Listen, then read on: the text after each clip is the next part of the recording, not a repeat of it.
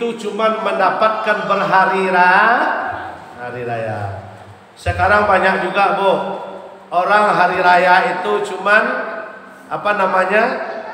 ikut memamerkan baju bagus. Ya, karena ada seminggu sebelum Lebaran, Masya Allah, itu bergotong royong ke pasar, ya, untuk membeli baju bagus. Ya, dia anggap hari raya itu adalah hari untuk pamer pakaian bagus. Setelah itu hari raya itu dia anggap adalah untuk pamer kue banyak, 10 macam kue di rumahnya. Ya, sehingga 1 minggu terakhir Ramadan nggak ada nampak dia ke masjid. Kenapa? Sibuk membuat kue. Ya. Padahal ternyata Ramadan ini Bu, semakin ujung semakin manis, semakin ujung semakin bagus.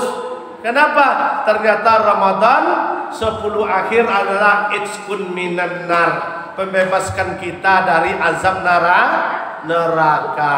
Tetapi kok banyak Ustaz, kami tengok semakin ujung Ramadan semakin masjidnya semakin sepi.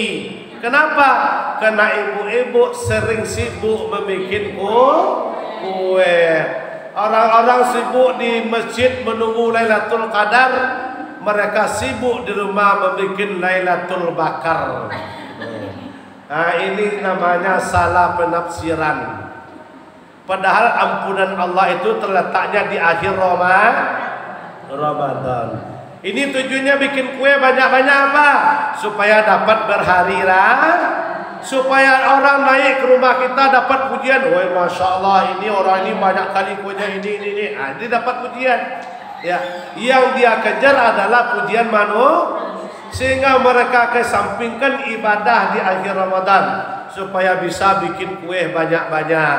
Ada namanya kue arai pinang, ada namanya kue kue bunga bangkai, ada namanya kue bunga bangkai.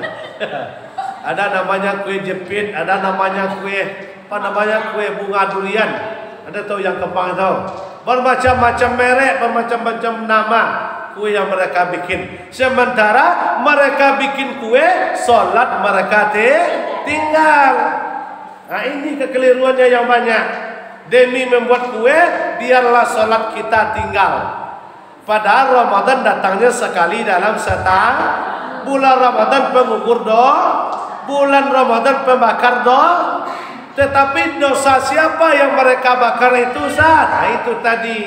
Semenjak awal Ramadan, mereka itu continue rutin.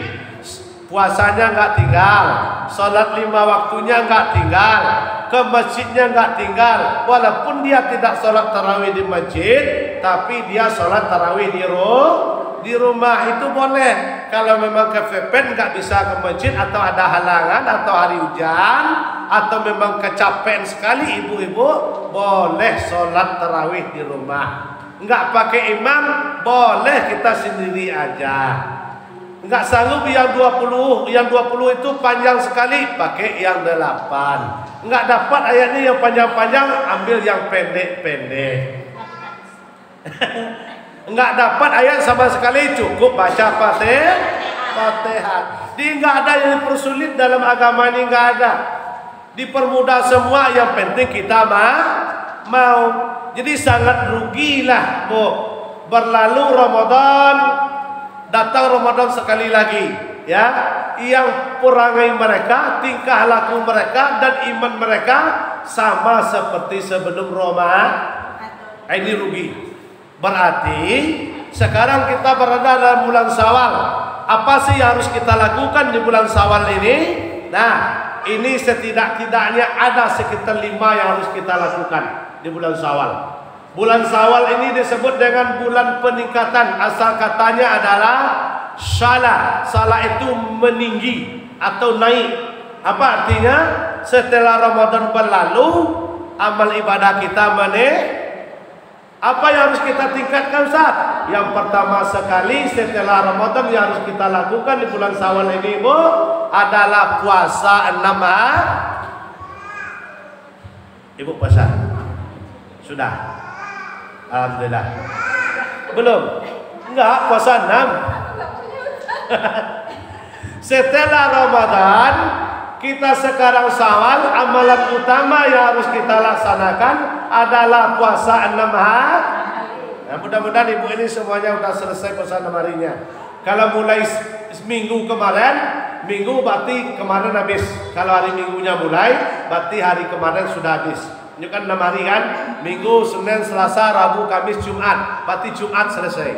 Kemarin rayanya tuh, hari rayanya kemarin. Kalau bagi yang puasa kemarin. Nah, masih ada bu, yang belum puasa masih ada. Asal di dalam bulan Syawal boleh. Masih ada Syawal kita sebanyak 21 hari lagi. Puasanya cuma 6 hari. Sama apa kayak yang puasa kemarin? Keduanya gitu. Sama maksudnya. Maksudnya kan pahalanya sama. Puasa kita 30 hari kemarin Ramadan, itu pahalanya sama 10 bulan puasa. 10 bulan. Ditambah kata Nabi, man shoma Ramadana, barang siapa yang puasa Ramadan summa atba'atin sit. Ya, arba'a sittin. Setelah itu apa? Summa atba'ahu sittin. Ditambah 6 hari di dalam bulan Syawal. Min Syawali kana kasiyam mitahri. Jadi kita puasa kemarin itu sebulan penuh bu, itu pahalanya 10 bulan puasa. Ditambah 6 hari Syawal, 6 hari Syawal itu dikasih lagi 2 bulan pahala. Berarti kita puasa 30 hari ditambah 6 hari sama dengan puasa 1 tahun. Sama dengan puasa 1 tahun. Ini pahalanya. Kalau seandainya yang 30 kemarin ada bolongnya 5 atau ada bolongnya 6. Ada bolongnya 6. Contoh kita besok pagi mulai puasa 6. Niatnya bukan puasa 6 hari atau puasa sunnah, tetapi niatnya qadha kita pakai. Niat qadha. Jadi langsung besok kan Senin.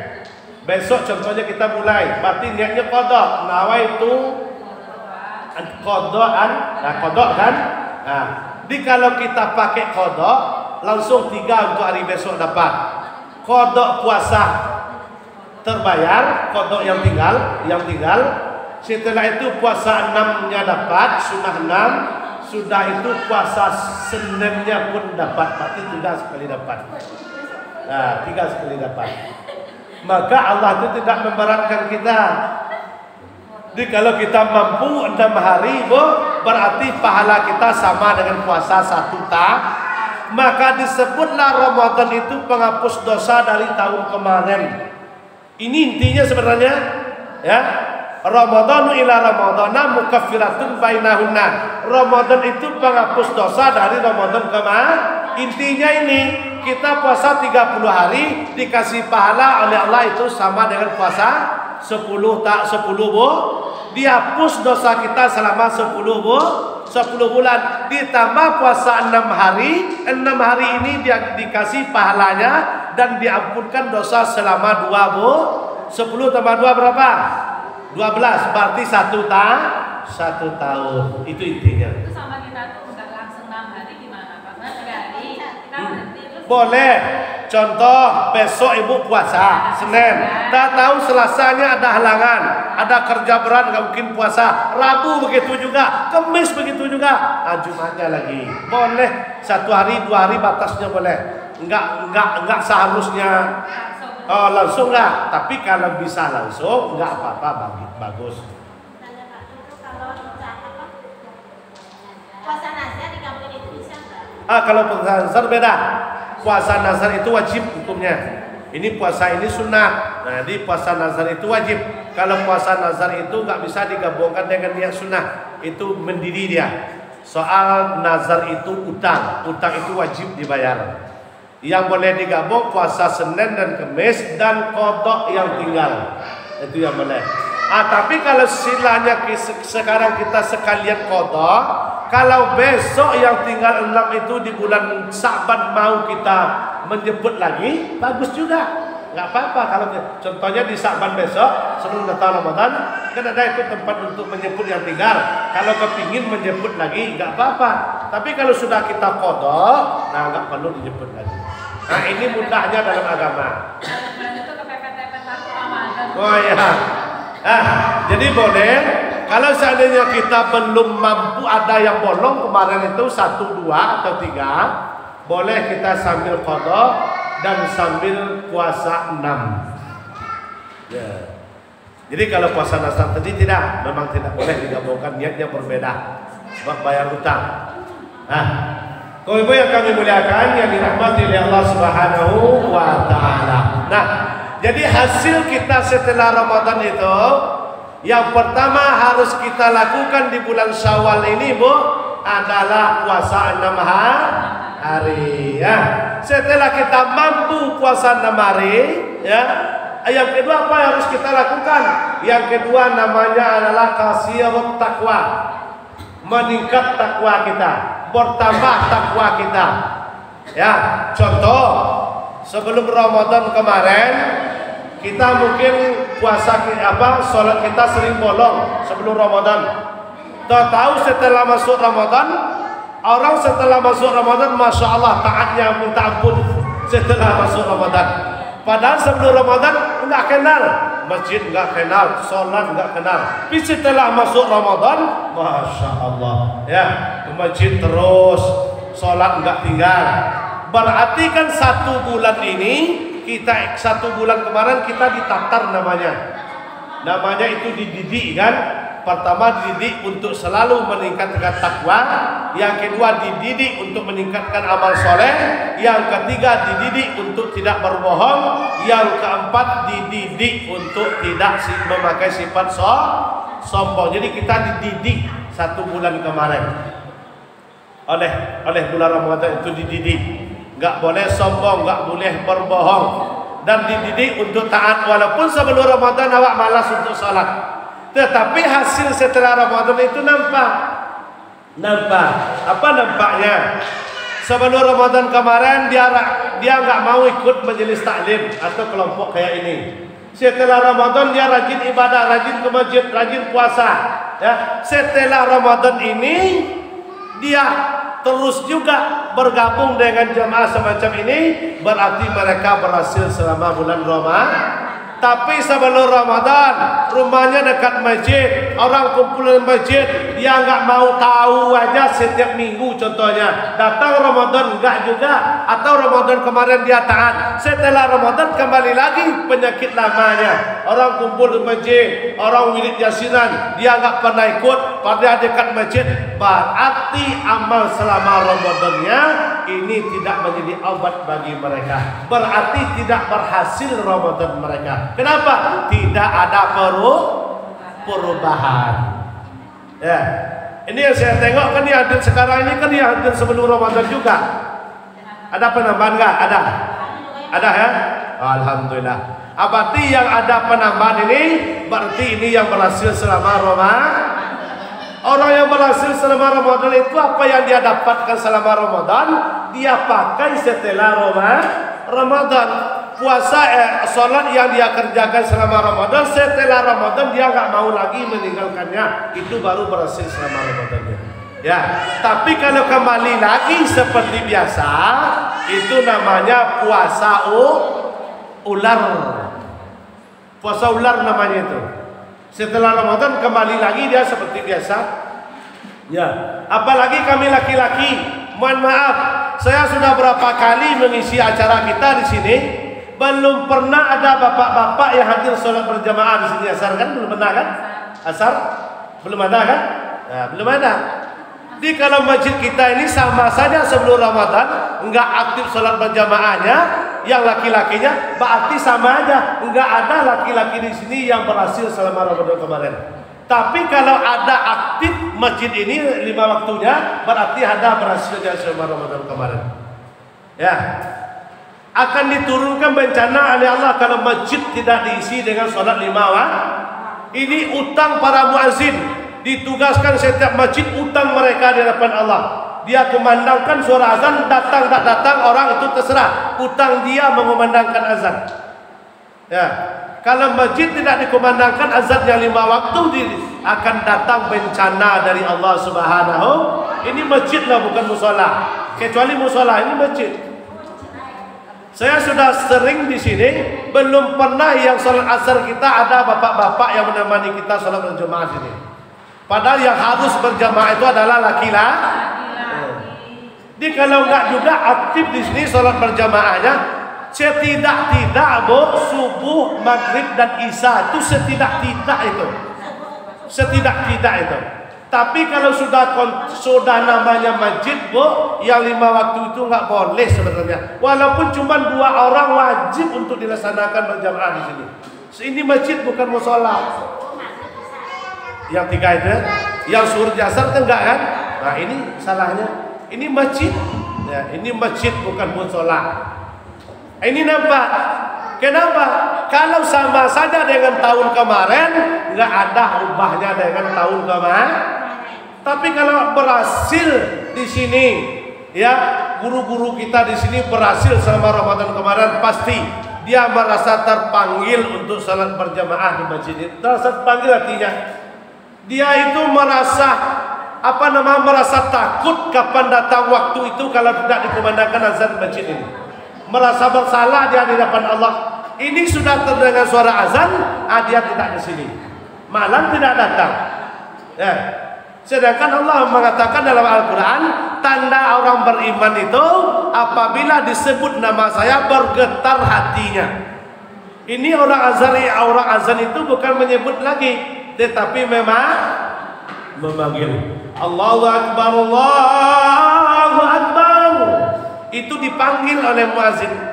Enggak ada terasa ke dalam hatinya, apalagi rumahnya dekat dengan mas.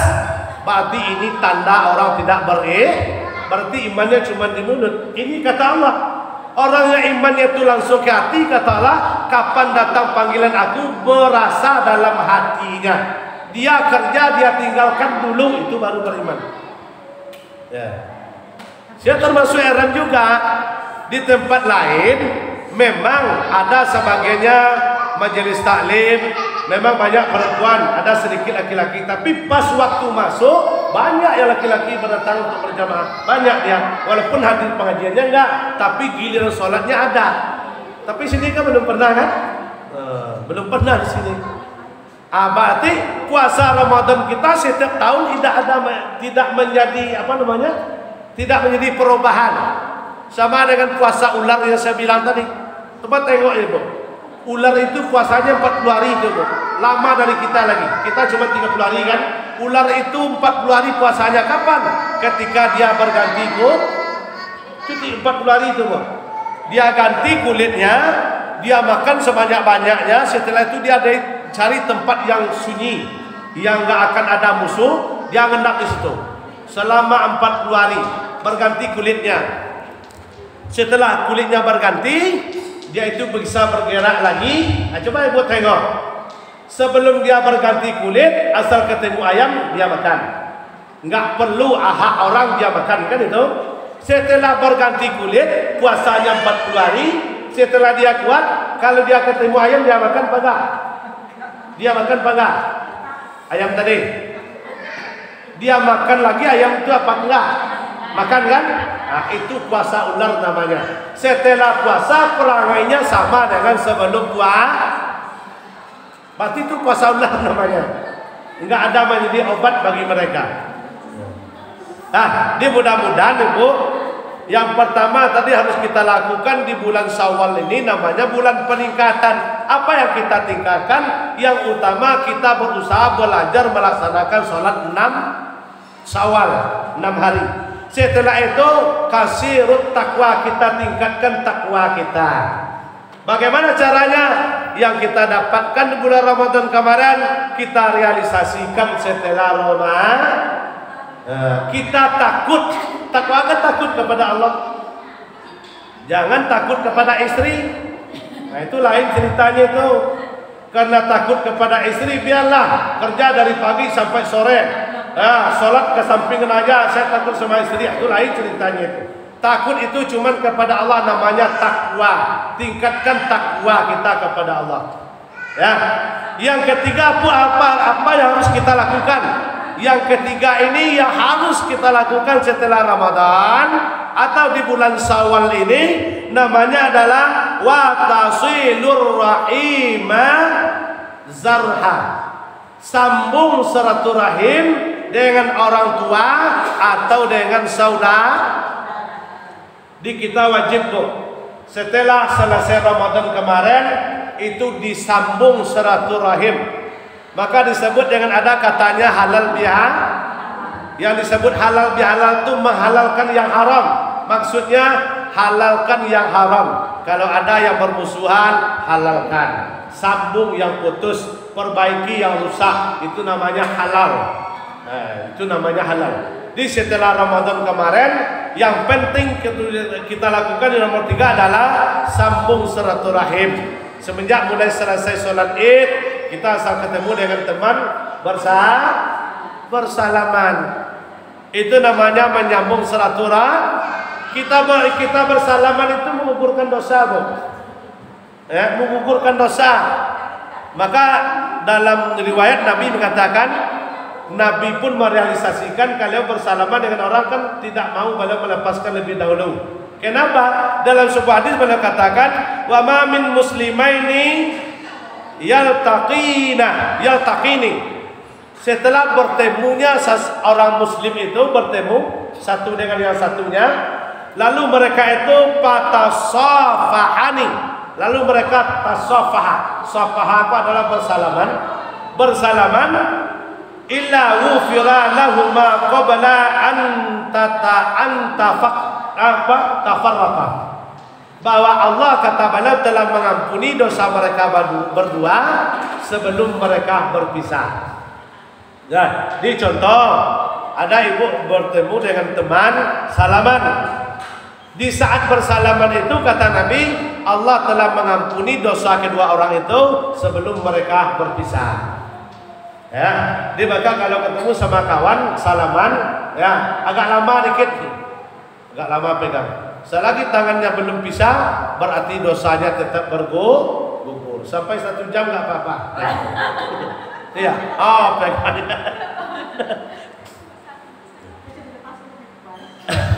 Silaturahim, sambung silaturahim. Ini perintah. Kenapa? Ini juga tandanya, Bu. Orang setelah Ramadan kalau kembali seperti biasa, selama Ramadan dia jaga mulutnya, enggak mau membaca orang, tidak mau menyebut perangai orang. Itu selama Ramadan. Tetapi setelah Ramadan kembali lagi kayak itu, berarti sama dengan puasa ular. Sama puasa ular. Jadi kalau memang orang yang mendapatkan hikmah, mendapatkan ampunan dan anugerah di bulan Ramadan itu, yang amal mereka diterima, apa yang mereka lakukan di bulan Ramadan, itu mereka lakukan setelah Ramadan. Ibadah enggak mau meninggalkan, menyebut orang tidak mau lagi, memfitnah orang tidak mau lagi, ya berkelahi dengan orang lain tidak mau lagi, bermusuhan dengan orang lain tidak mau lagi. Ya, dia berubah setelah Ramadan tadi. Ini namanya orang yang berhasil di bulan Ramadan. Ini enggak mentang-mentang puasa 1 bulan kemarin setelah 1 Syawal itu, Masya Allah, asal duduk yang terpendam 1 bulan kemarin. Ya. Baiklah. Tak baiklah, kowe elok orang mah. Kau baik orang itu. Iya, terima aja. Jadi itu, ibu selama bulan Ramadan kemarin banyak sekali pelajaran yang kita dapat. Seperti yang saya bilang kemarin waktu malam di sini kan, ibu sebenarnya bulan Ramadan kan kesempatan besar untuk berbohong sebenarnya, tapi kan kita nggak mau kan. Contoh ibu masak kolak, ya, padahal sendiri aja di dapur, suami nggak ada, anak nggak ada. Apa salahnya dia bilang karena nggak secambung kan habis kan? Ya kan nggak tahu suami dengan istri dengan anak kita kan? Nanti tanya suami kita masih puasa dek, ya bersalah kan bisa juga bohong. Tapi kita nggak mau berbohong. Kenapa? Memang manusia bisa kita bohongi, tetapi Allah tidak bisa. Maka dilatihlah kita untuk tidak berbohong selama bulan Ramadan kemarin. Nggak mau sedikit pun kita, walaupun kita bikin lauk apa namanya itu kalau kami Minang lauk api itu, apa namanya itu? Ikan bakar. Ya, ikan bakar kan? Walaupun ibu jam 5, jam 4 bikin ikan bakar. Kadang-kadang ikan bakar itu Masya Allah kayak dendam 1 tahun dia akan kepada kita nengok aja kan sambil dibakar itu. Itu kalau ibu nggak sabar Masya Allah digigit kepalanya itu.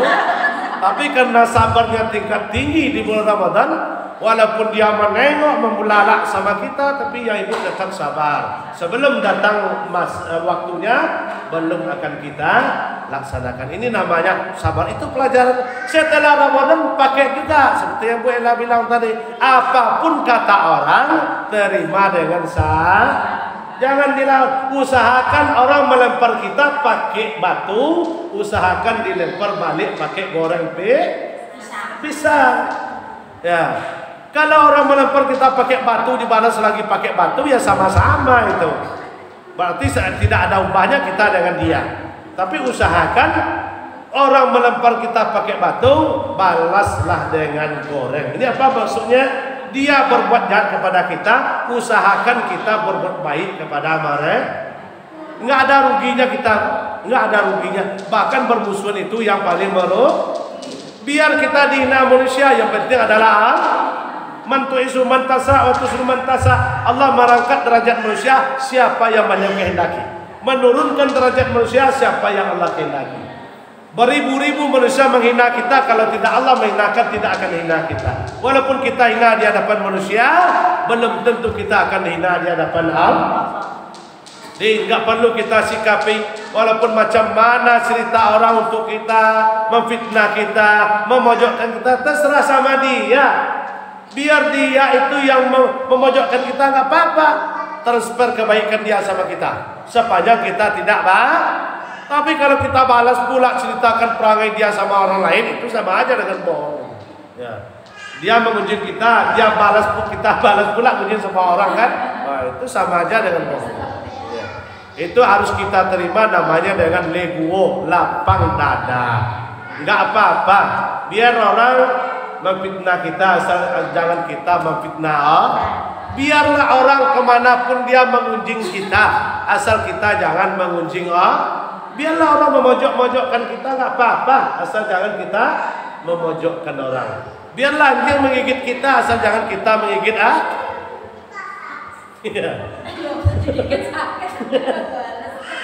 Nah, ibu yang kami mudahkan, mudah-mudahan keberhasilan kita selama bulan Ramadan kemarin bisa kita realisasikan setelah Ramadan. Berubah masalah takwa kita. Lebih takutlah kita kepada Allah daripada manusia. Lebih takutlah kita kepada Allah daripada pangkat dan jabatan. Lebih takutlah kita kepada Allah daripada Sekarang ini lebih takut orang kemiskinan daripada kepada Allah.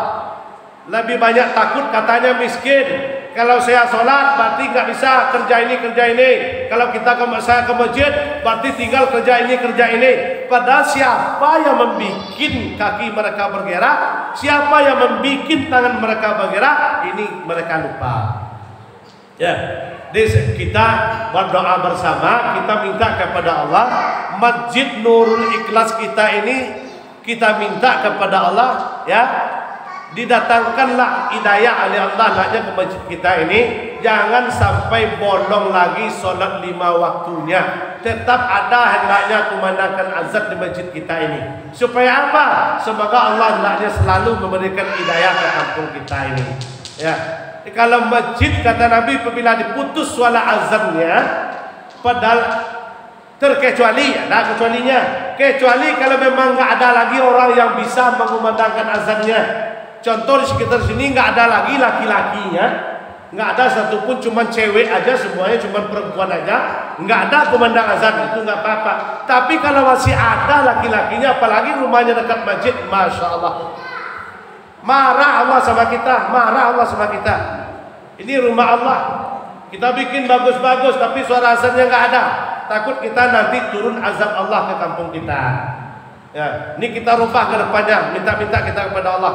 Ada datang wahyu hendaknya, datang hidayah hendaknya, bisa masjid kita ini aktif Kalau masalah banyaknya jemaah itu terserah. Mana yang sempat, alhamdulillah. Tapi utang kepada kita, apalagi ulama, ini utangnya. Ini tanggung jawab penuhnya di depan Allah nanti. Kalau masjid tidak dikumandangkan azan 5 waktunya, rugi kita. Apalagi sholat Jumat ini di sini tidak pernah pray. Sementara 5 waktunya nggak ada dikumandangkan, rugi kita. Padahal kita banyak di sini. Ya, tapi kalau cuma ibu-ibu aja yang tinggal besok nggak apa-apa. Ya, cuma ibu-ibu aja tinggal, yang laki-laki suruh pergi semua. Nah, itu nggak apa-apa, kalau nggak ada azan nggak apa-apa. Tapi kalau ada laki-lakinya, masya Allah, ya marah Allah sama kita, Bu. Jadi kedepannya mudah-mudahan bisa, jangan sampai lagi tidak ada kumandang azan di masjid kita ini yang 5 waktu. Mungkin kemarin subuh dengan maghrib isya ada, tapi asar dengan suhur. Enggak lama, Bu, paling lama kita masjid ini cuma 10 menit kok. Setelah itu kembali lagi lah kerja kita, apa yang mau kita awal, mau kita silakan. Cuma 10 menit, azan 5 menit, sholat berjemaah 5 menit, 10 menit pulang. Kerja lagi, mau deres mau apa silakan. Tetapi utang kita apalagi yang namanya profesi dia bertanggung jawab di hadapan Allah. Nah, ini hasil kita. Ibu pun begitu juga, minta semua kita hendaknya ada hasil kita selama Ramadan. Setelah Ramadan sekarang ini, yang sholat jangan sesibuk apapun kerja kita, sholat jangan tinggalkan. Jangan tinggalkan. Baca Quran. Ramadan kemarin kita mungkin rajin baca Qurannya. Tetapi setelah Ramadan, di Ramadan kemarin mungkin 1 laman 1 hari atau 1 laman 1 malam.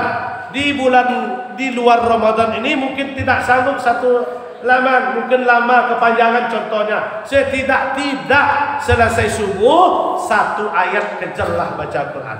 Supaya apa? Supaya kita dalam 1 hari itu diberikan rahmat oleh Allah. Apalagi kalau ada juga contohnya suami ibu yang hadir sekarang ini kalau ada, bukan saya menuduh. Kalau seandainya ada juga suami ibu sampai hari ini yang tidak sholat subuh contohnya, kalau ibu sholat subuh jangan tinggalkan baca Quran. Kenapa? Mudah-mudahan bisa terimbangi penghasilan suami kita dalam hari itu, bisa dihalalkan oleh Allah. Tapi sebenarnya ini tanggung jawab seorang suami. Kalau suami melewatkan sholat subuhnya, tidak sholat subuh, dia berusaha na'udzubillah min dzalik. Ini tugas suami sebenarnya. Tapi kalau ada juga suami sampai hari ini yang tidak sholat subuh, ya bantulah dengan seorang istri. Kenapa? Jangan tinggalkan sholat subuh seorang istri dan laju berdoa kepada Allah. Setelah itu kejar baca Quran setidak-tidak 1 ayat. Tapi kalau mampu ibu menamatkan Yasin setiap subuh, mantap setiap hari. Ini namanya peningkatan. Setelah Ramadan, tambah baca Qurannya, jangan pray. Setidak-tidak sekali seminggu tengok juga Al-Quran. Jangan sampai setelah Ramadan Qurannya nanti lamari saya bertumpuk-tumpuk pada itu. Setelah Ramadan mukenanya Masya Allah 7 dia pakai selama Ramadan, disimpan semua setelah Ramadan. Ya, nah, itu dipakai ya. Kalau tak habis puasa itu, kalau kita itu nggak hatam bagaimana? Maksudnya kita bakal kok nggak hatam harus bulan dulu. Ya kalau memang nggak hatam nggak apa-apa. Kapan hatam saja baru kita hatam. Enggak pula harus bulan Ramadan. Enggak pula. Kalau sebaiknya memang iya. Tetapi kalau memang nggak sempat, kalau cuma terkerjanya 2 juz atau 10 juz contohnya, disambung aja besoknya. Iya sambung aja, enggak apa-apa. Yang hatam itu setelah selesai semua baru dihatam. Hatam itu sebenarnya kan bukan wajib, tetapi kan perlengkap itu. Ya. Boleh. Contohnya selama Ramadan cuma dapat 5 juz, terus saja sambung.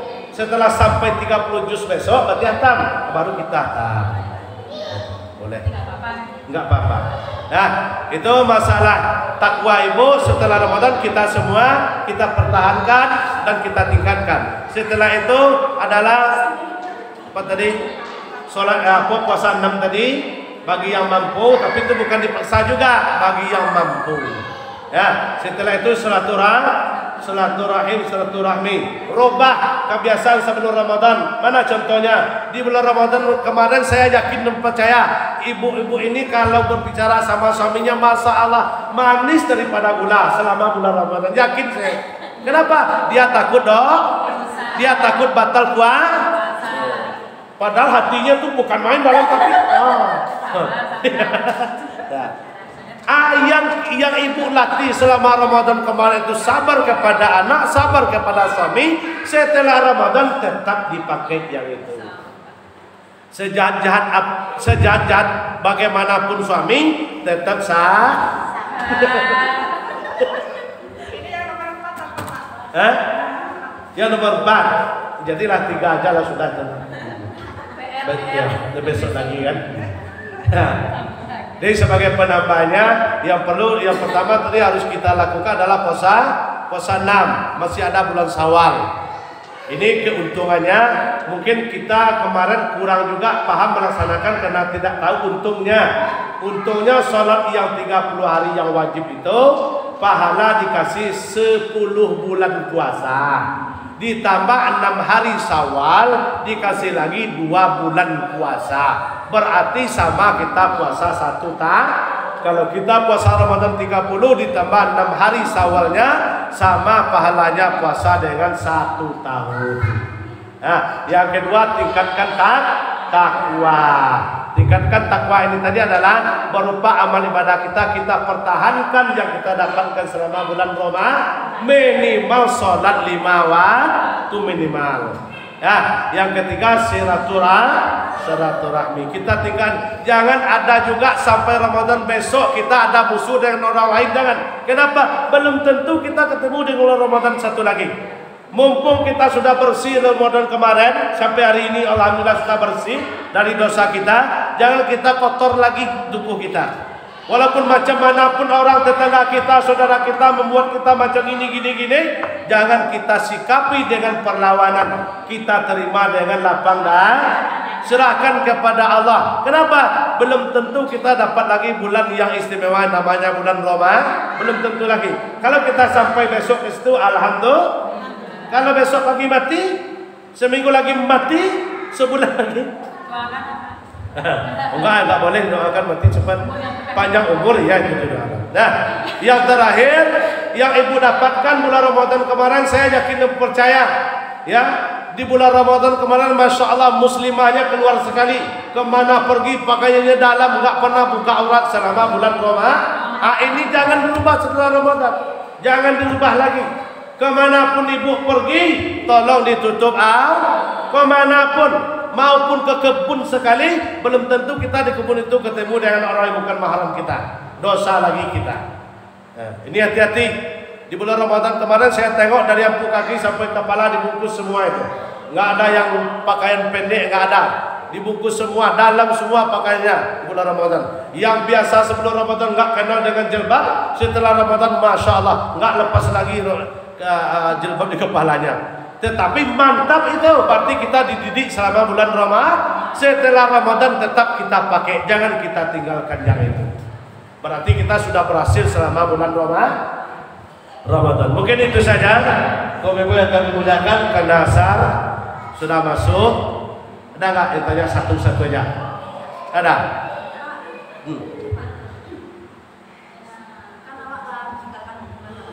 Ya.